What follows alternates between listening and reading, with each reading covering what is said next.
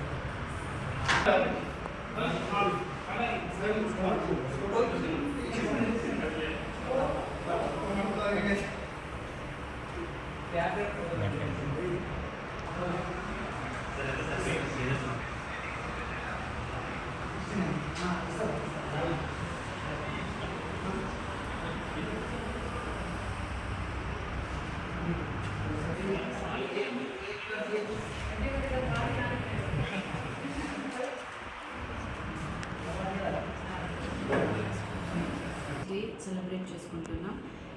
పర్టికులర్గా ఈరోజు September 11th ఎందుకు చేసుకుంటున్నామంటే 1730లో రాజస్థాన్లో బిష్నోయ్ కమ్యూనిటీ కేజరీ మసాకర్ ఒకటి జరిగింది.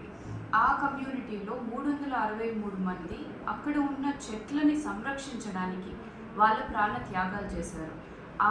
ఆ మసాకర్ మనం తలుచుకుంటేనే మనకి అర్థమవుతుంది హ్యూమన్కి నేచర్కి ఉన్న కనెక్షన్ అనేది. అప్పటి నుంచే మనం ఇలా వైల్డ్ లైఫ్ కోసం కానీ నేచర్ కోసం కానీ వాళ్ళ ప్రాణాన్ని ఎవరైతే త్యాగం చేశారో ఆ రోజు మనం ఈ ఫారెస్ట్ మార్టిస్ డే సెలబ్రేట్ చేసుకుంటున్నాం.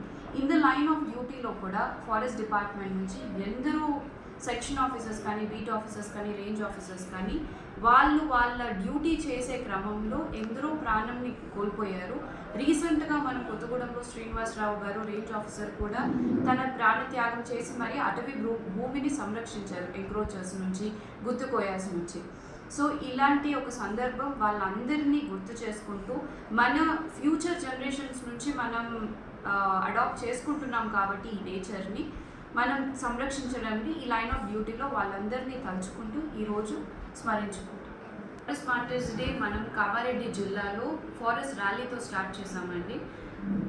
ఫారెస్ట్ ర్యాలీ మనం ఇక్కడ ఫారెస్ట్ ఆఫీస్ దగ్గర నుంచి డిస్ట్రిక్ట్ ఆఫీస్ నుంచి బస్ స్టాండ్ మనం గవర్నమెంట్ కాలేజ్ వరకు ర్యాలీ చేసి మనం ఈరోజు తదనంతరం మనం ఇక్కడ డిస్ట్రిక్ట్ ఆఫీస్లోనే బ్లడ్ డొనేషన్ క్యాంప్ కూడా జరపడం జరుగుతుంది.